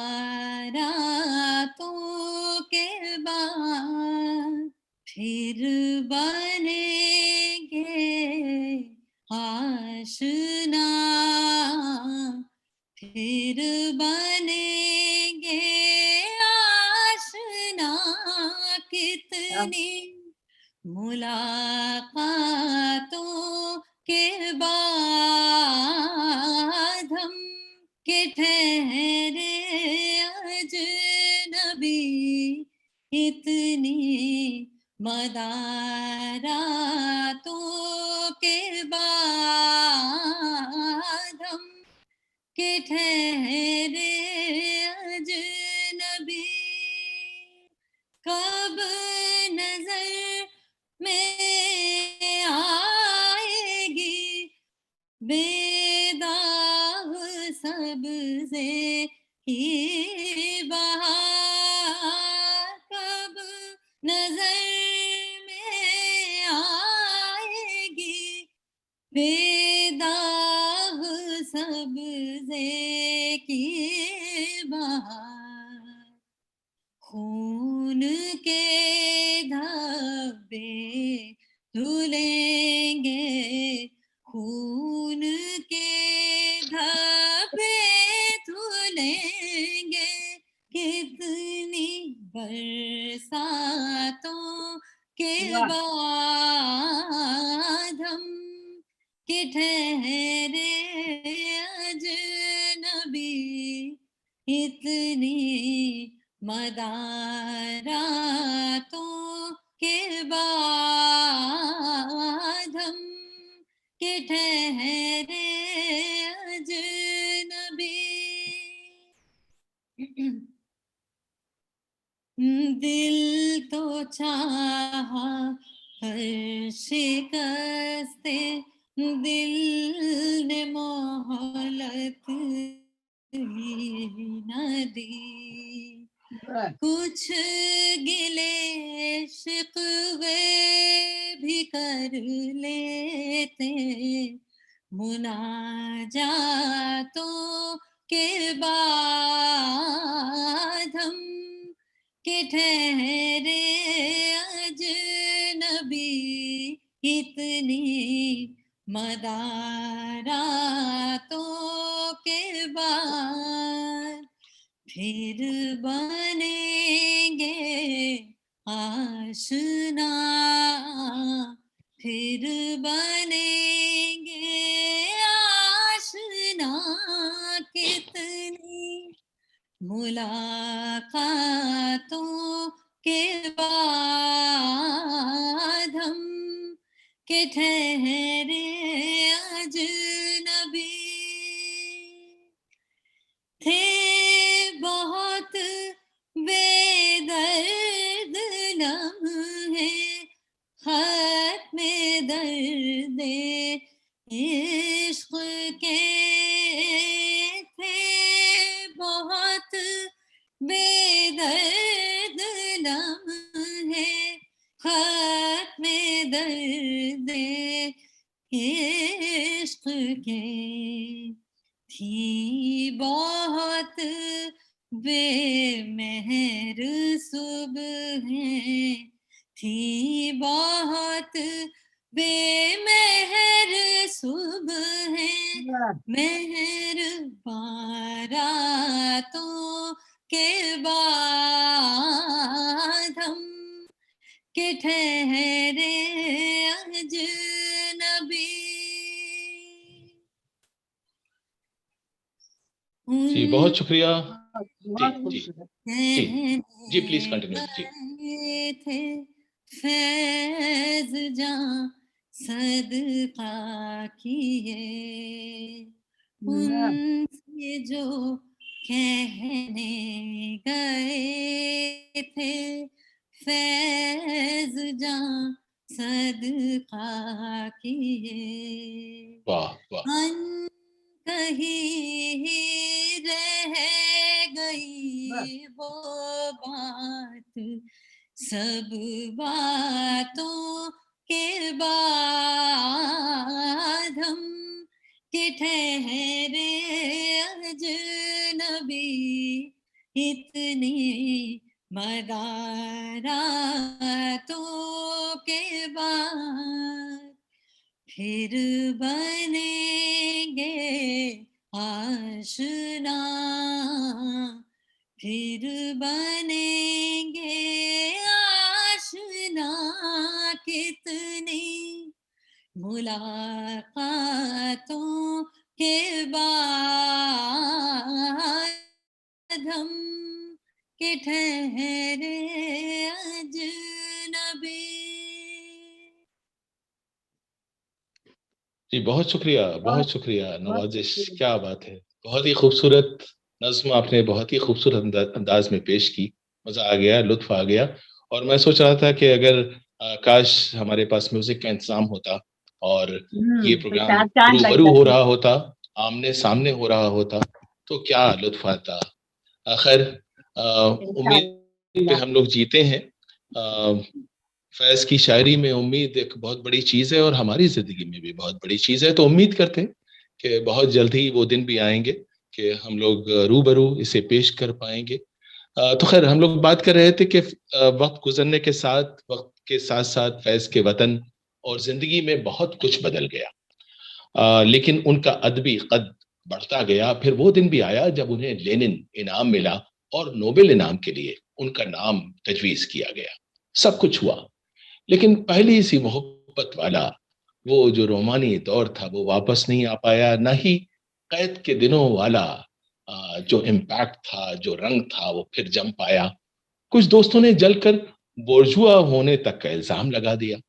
وہ خود بھی شاید کچھ ایسا ہی محسوس کرنے لگے تھے یا ہم خیال ہونے لگے تھے، کیونکہ ایک نظم کہتی ہے کہ وہ لوگ بہت خوش قسمت تھے جو عشق کو کام سمجھتے تھے یا کام سے عاشقی کرتے تھے. ہم جیتے جی مصروف رہے، کچھ عشق کیا کچھ کام کیا، کام عشق کے آگے آتا رہا اور عشق کام سے الجھتا رہا. پھر آخر تنگ آ کر ہم نے دونوں کو ادھورا چھوڑ دیا. 20 نومبر 1984 کو، جیسا کہ ابھی منیزہ صاحبہ فرما رہی تھی، فیض سب کچھ ادھورا چھوڑ کر چلے گئے اور اپنے ادھورے خواب ہمارے لیے چھوڑ گئے. تیرے غم کو جہاں کی تلاش تھی، تیرے جانثار چلے گئے. تیری راہ میں کرتے تھے سر طلب، سرے رہ گزار چلے گئے. نہ رہا جنون رخ وفا، یہ رسن یہ دار کرو گے کیا. جنہیں جرم عشق پہ ناز تھا وہ گناہ گار چلے گئے. فیض چلے گئے اور ہمیں لگتا ہے کہ اب یہاں کوئی نہیں آئے گا. ہماری دنیا کے حالات فیض کی نظم تنہائی جیسے ہی تو ہیں، بلکہ کہنا چاہیے ہماری جو تنہائی ہے وہ فیض کی نظم جیسی ہے. اور ہمارا دل ہمیں یہ کہہ کر چوکاتا رہتا ہے جب بھی کوئی پر امید واقعہ ہوتا ہے، جب بھی کوئی اچھا انسان پیدا ہوتا ہے، سامنے آتا ہے، تو ہمارا دل ہمیں یہ کہہ کر چوکاتا رہتا ہے کہ پھر کوئی آیا دل زار. پھر جواب آتا ہے نہیں کوئی نہیں. پھر کوئی آیا دل زار، نہیں کوئی نہیں. راہ رو ہوگا کہیں اور چلا جائے گا. ڈھل چکی رات، بکھرنے لگا تاروں کا غبار، لڑکھڑانے لگے ایوانوں میں خوابیدہ چراغ. سو گئی راستہ تک تک کے ہر ایک راہ گزار. اجنبی خاک نے دھندلا دیے قدموں کے سراغ. گل کرو شم میں بڑھا دو میں مینا و ایاغ. اپنے بے خواب کباڑوں کو مقفل کر لو. اب یہاں کوئی نہیں آئے گا.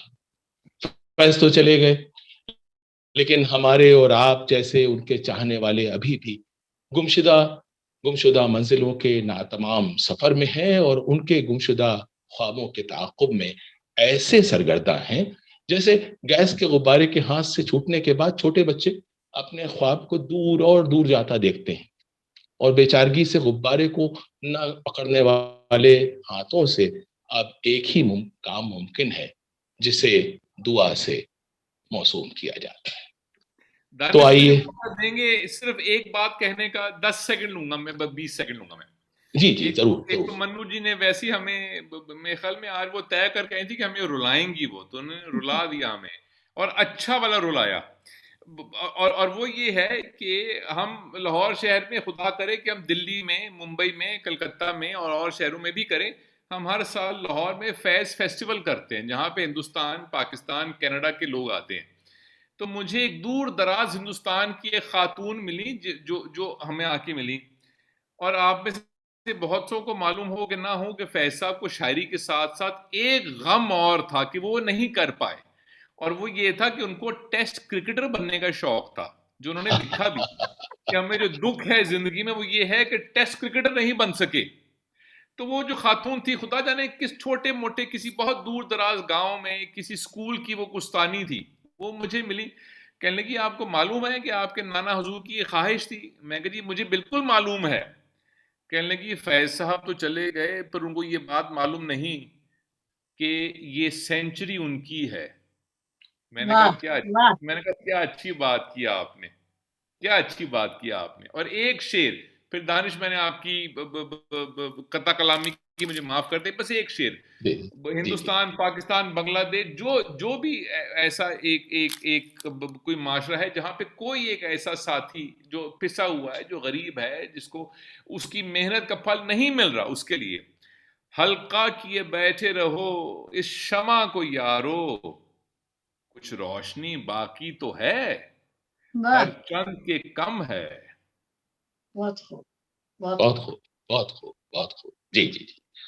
تو خیر ہم لوگ بات کر رہے تھے کہ ہم لوگ ان کے گمشدہ خوابوں کے تعاقب میں ایسے سرگرداں ہیں جیسے گیس کے غبارے کے ہاتھ سے چھوٹنے کے بعد چھوٹے بچے اپنے خواب کو دور اور دور جاتا دیکھتے ہیں.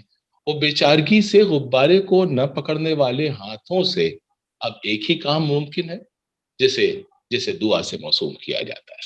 تو آئیے، یہ میں باقی سب سے کہہ رہا ہوں، باقی سارے پارٹیسپینٹ سے کہتا ہوں، سبا جی سے بھی کہتا ہوں کہ آئیے ہاتھ اٹھائیں ہم بھی، ہم جنہیں رسم دعا یاد نہیں، ہم جنہیں سوز محبت کے سوا کوئی بت کوئی خدا یاد نہیں.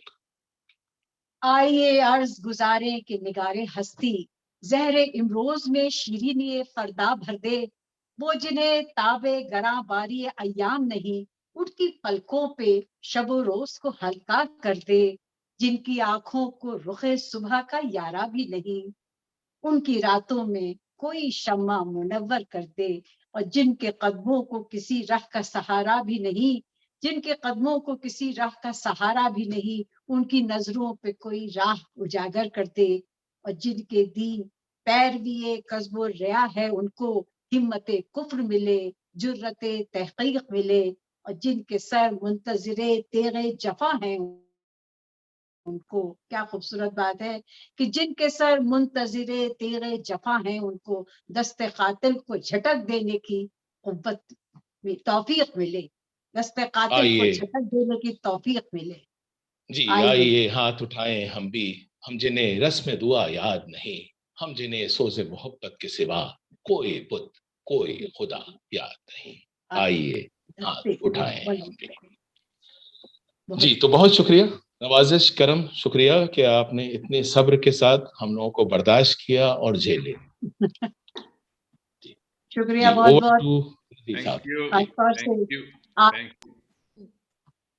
تو دانش صاحب جی دعا کے لیے سب نے ہاتھ اٹھائے، اور عدیل صاحب بہت بہت شکریہ آپ کا شامل ہونے کا.